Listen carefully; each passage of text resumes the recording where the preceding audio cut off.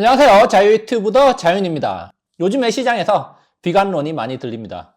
최근에 증권사에서도 이제는 비관론을 이야기하기 시작했다는 점인데요. 사실 저는 증권사에서 이렇게 비관론을 이야기하는 거 좋아합니다. 왜냐고요? 그건 좀 이따 한번 설명을 해드리도록 하겠습니다. 자, 오늘은 주식시장의 유명한 격언으로 한번 시작을 해보겠습니다. 존 템플턴 경의 이야기인데요. 제가 영상을 통해서 자주 이야기해드렸고 주식 관련된 책을 보신 분들이라면 이 이야기를 들은 적이 있을 겁니다. 자, 최적의 매수 타이밍은 시장에서 피가 낭자할 때다. 설령 그것이 당신의 피일지라도 라는 말을 남겼는데요.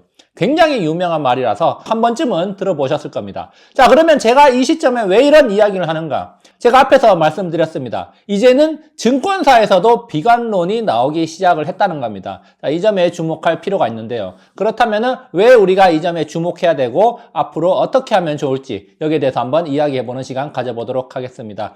오늘 이야기 도움되신다면 좋아요, 구독 버튼 눌러주시고요. 준비된 자료 보도록 하겠습니다. 증권사에서 어떤 비관적인 이야기들이 나오기 시작했는가? 제가 오늘 아침에 신문에 실린 뉴스 기사가 나온 것은 어제 저녁이었습니다. 12월 2일 오후 6시 반에 뉴스 기사가 나왔는데, 뉴스 기사의 제목이 산타랠리가 어렵다는 이야기였습니다. 왜 산타랠리가 어렵냐? 증권사들이 올해 연말에 증시가 오르는 산타랠리를 펼치기 어렵다는 전망을 내놓고 있다는 겁니다. 그 이유로 달러 강세, 기업 실적의 하향, 그리고 트럼프 2기 행정부의 불확실성, 자, 이런 것들이 겹치면서 우리나라 증시 굉장히 약세를 보일 것이고 산타랠리는 없을 것이다. 이렇게 전망을 하는 것이 늘어나고 있다는 겁니다. 와, 그러면은 우리가 생각할 때, 야, 진짜 우리가 이제 국장하면 안 된다. 우리나라 주식 망한다. 이렇게 생각할 수도 있는데, 자, 여기에 바로 반전 포인트가 있는 거죠. 증권사에서 이렇게 비관론이 나올 때가 사실은 시장의 바닥이었을 경우가 많았다는 겁니다. 혹시 제 영상을 오랫동안 꾸준히 봐오신 분들, 혹시라도 제가 많이 올리지는 않지만 작년 이맘때쯤에 올렸던 영상을 기억하시는 분이 있을지 모르겠습니다. 뒤에서 한번 소개를 해볼 건데요. 작년 이맘때 그리고 과거에도 이런 비슷한 상황들이 있었다는 거죠. 자, 증권사, 물론 전문가들이 모여서 전망을 하는 곳이지만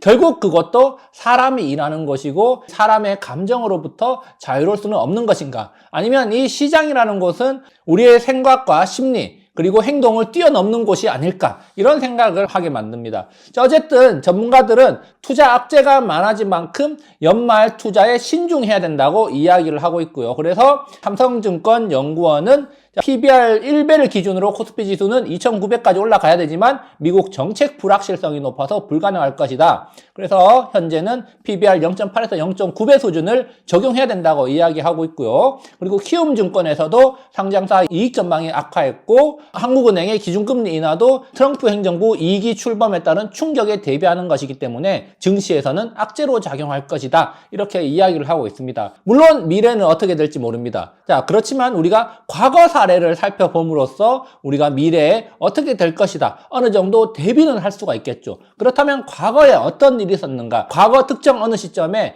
뉴스 기사를 제가 한번 준비해 봤는데요. 자, 그 내용 한번 살펴보면요. 첫 번째로 보겠습니다. 10년 만에 1600선이 붕괴됐다. 자, 1600선이 붕괴된 게 언제일까요? 진짜 흔하지 않은 일이죠. 바로 팬데믹 때입니다. 팬데믹 때는 1600이 붕괴되고 1500도 붕괴됐습니다. 자, 그러니까 1600이 붕괴되고 나서 증권사에서는 지수 1100까지 떨어진다는 이야기가 나왔습니다. 그리고 여기 보시면은 DS투자증권에서는 1200도 각오해야 된다 이런 이야기 했었고요. 그리고 SK증권에서는 1100까지도 각오해야 된다. 자, 지수 1600 붕괴됐고 1500, 1400, 1300, 1200, 1100까지도 갈 수 있다.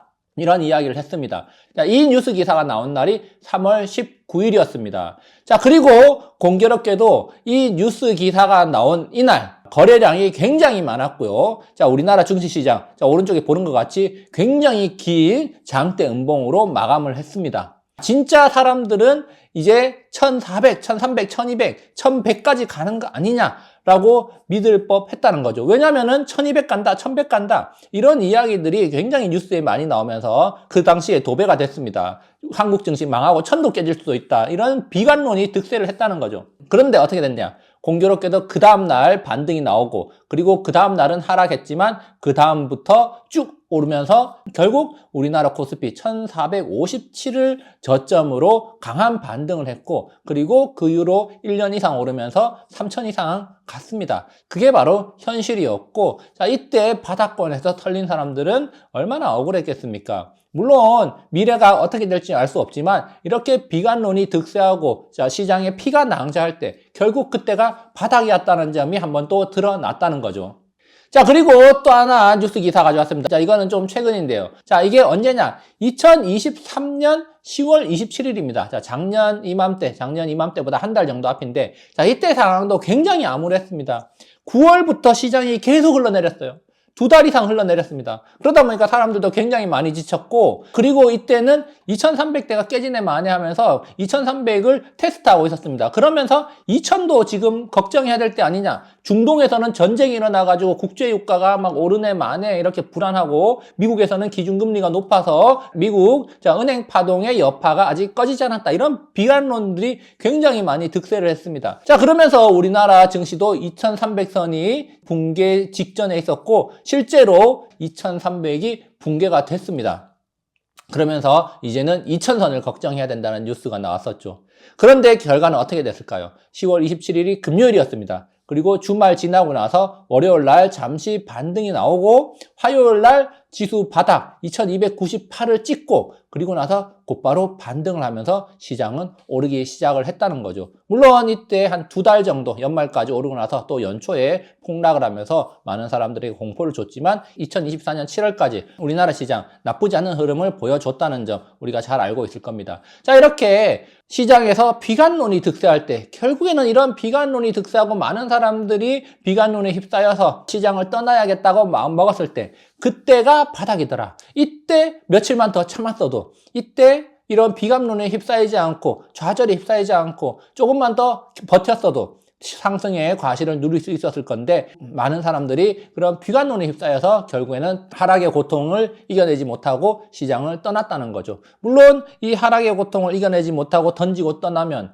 자, 마음은 편해질 수 있습니다. 자, 그렇지만 시간이 좀 더 지나서는 마음의 병을 얻을 수 있다는 사실을 우리가 또 생각을 해볼 필요도 있겠습니다. 그러면은 지금 한국 증시는 어떤 상황일까? 비관론이 이렇게 팽배하고 있는 이 한국 증시, 진짜 지금 빨리 시장을 떠나야 될 때인가? 그게 아니면은 지금 어떻게 해야 될까? 이것을 생각 한번 해본다면, 지금 보면은 여기 제가 주봉 차트를 한번 가져와 봤습니다. 지난 1년 좀 넘는 기간 동안의 주봉 차트인데요. 작년 10월 이야기를 좀 전에 해드렸는데, 작년 10월에 이렇게 바닥을 찍고 곧바로 반등을 이렇게 했죠. 자, 그런데 이때 보면은 기술적으로 이 지표들이 바닥을 이렇게 가리키고 있었습니다. 자, 그리고 나서 쭉 올라갔다는 거죠. 다시 말해서 기술적으로 지표들이 과매도 영역에 있었는데, 그리고 나서 곧바로 반등을 했다는 겁니다. 자, 그러면 지금은 어떤가? 기술적으로 과열이냐 과매도냐? 지금도 이렇게 바닥권에서 과매도 영역이라는 겁니다. 자, 이렇게 과매도 영역에 있을 때는 기본적으로 일정 수준 반등이 나왔던 게 사실이고, 그렇다면 앞으로도 지금 바닥권에 있기 때문에 일정 부분 반등이 나오면서 우리나라 시장이 올라갈 여지가 있을 것이다, 이렇게 생각해 볼 수도 있다는 거죠.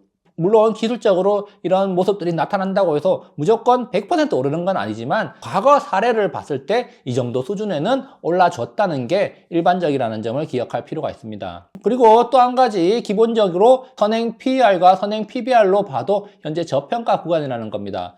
계속해서 우리나라 증시 하락을 하면서 선행 PER과 선행 PBR 모두 역대 최저급을 기록하고 있다는 거죠. 특히 선행 PBR 같은 경우는 0.83입니다. 사실 0.83이면 굉장히 저렴한 거예요. PBR이 1이 되면은 장부상 청산 가치랑 똑같다는 건데, 주식시장 폐장시키고 우리나라 기업들 다 청산해도 지금보다 더 많이 받을 수가 있다는 겁니다. 그렇기 때문에 사실 PBR 1배라는 거, 낮은 수준이라는 점 생각해 볼 필요가 있고, 물론 PBR이 낮다고 해서 무조건 올라야 되는 건 아닙니다. 그렇지만 장부 가치, 청산 가치보다 낮다는 점은 충분히 우리나라 주식을 살 만한 이유가 된다. 이렇게 또 생각해 볼 수가 있겠습니다. 물론 지금 한국 증시 굉장히 많은 문제들이 산적해 있습니다. 그 중에서 제가 생각하는 중요한 문제는 수급에 관한 문제인데요. 자, 현재 우리나라 시장에서 계속해서 수급이 빠져나가고 있습니다. 유동성이 흘러나가고 있어요. 바깥으로 어디로? 미국 시장 그리고 코인 시장으로 나가고 있습니다. 우리나라 증시의 하루 거래 대금이 코인 시장 거래 대금보다 못 미친다는 이야기를 제가 얼마 전에 봤습니다. 굉장히 그만큼 우리나라 시장 유동성을 잃고 메말라가면서 시장에 생기가 없어지고 있는데, 사실 이렇게 시장에 생기가 없고 돈이 돌지 않으면 시장이 오르기도 힘듭니다. 그렇기 때문에 그 점이 저로서는 굉장히 조금 아쉬운 부분이라고 생각을 하고요. 자, 그래서 현재 개인 투자자들이 미장 또는 코인 시장으로 가버렸기 때문에 이 사람들이 당장 돌아올 것 같지는 않다. 그렇기 때문에 지금 현재 국장에 남아있는 사람들은 외국인 투자자들을 기다릴 수밖에 없는데, 외국인 투자자들이 올 듯 말 듯 하면서 바짝 오지는 않고 있는데, 그렇지만 12월 3일 날 바닥권에서 굉장히 의미 있는 수급이 들어왔습니다. 코스피가 2,500을 다시 찍었고 코스닥도 2% 오르면서 690을 찍었는데, 이때 수급을 보면은 외국인이 5천억, 그리고 코스닥에서도 외국인이 2,300억 순매수를 했다는 거고, 기관들도 코스피에서 2,900억 순매수를 하면서 하루 정도지만 수급적으로 긍정적인 신호를 보내줬다는 점 눈여겨볼 필요가 있고, 앞으로도 외국인들이 지속적인 매수로 대응을 해줄까, 이거를 한번 지켜봐야겠다는 거죠. 자, 물론 기관 투자자들에게는 많은 것들을 기대하지 않습니다. 연기금이 최근에 지수 하단에서 좀 방어를 해줬기 때문에 우리나라 지수 좀 덜 빠지긴 했지만, 그 외에 기관 투자자들, 개미들 피 빨아먹으려고 기다리고 있죠. 어쨌든 외국인들이 우리나라 시장을 주도하고 방향성을 만들어가기 때문에 외국인 투자자들의 귀환을 기다려볼 수밖에 없는 상황이다. 개인 투자자들은 이미 미국으로 그리고 코인 시장으로 가버렸기 때문에 쉽게 다시 돌아오지는 못하지 않을까. 물론 대기성 자금이 있지만 이 대기 자금이라는 것도 시장이 많이 올라가야지 시장으로 흘러 들어오기 때문에 어쨌든 외국인들이 마중물을 만들어줘야 되지 않나, 이렇게 또 생각을 해봅니다. 그렇기 때문에 지금으로서는 기다리면은 좋은 일이 있을 것이다 생각을 해봐야겠고요. 자, 물론 이 과정에서 인내라는 거 굉장히 힘든 일입니다. 그렇지만 인생지사 세옹지마라고 하지 않습니까? 안 좋은 일이 있으면은 좋은 일도 있을 것이라는 믿음을 가지고 한번 기다려보는 것도 하나의 전략이 되지 않을까, 이렇게 생각을 해봅니다. 오늘 마지막 말 한마디로 마무리를 해보도록 하겠습니다. 마지막 말 한마디, 바로 피터 린치가 한 말인데요. 투자의 성공 여부는 얼마나 오랫동안 세상의 비관론을 무시할 수 있는지에 달려있다. 자, 이렇게 말을 했습니다. 자, 지금 현재 우리나라 시장 비관론이 득세하고 있고, 온갖 곳에서 비관론, 비명만이 들려오고 있고, 전부 다 국장을 욕하고 있습니다. 자, 그만큼 지금 우리나라 시장 안 좋은 상황이고 저평가되어 있는 것도 사실이고, 기술적으로도 과매도 구간입니다. 그렇기 때문에 지금 조금만 더 인내를 가지고 기다리면 좋은 일이 있지 않을까, 이렇게 생각을 해봅니다. 오늘 여기까지 준비를 해봤고요. 좋아요, 구독 버튼 눌러주시면 감사하겠습니다. 다음에도 유익한 영상으로 찾아오도록 하겠습니다. 감사합니다.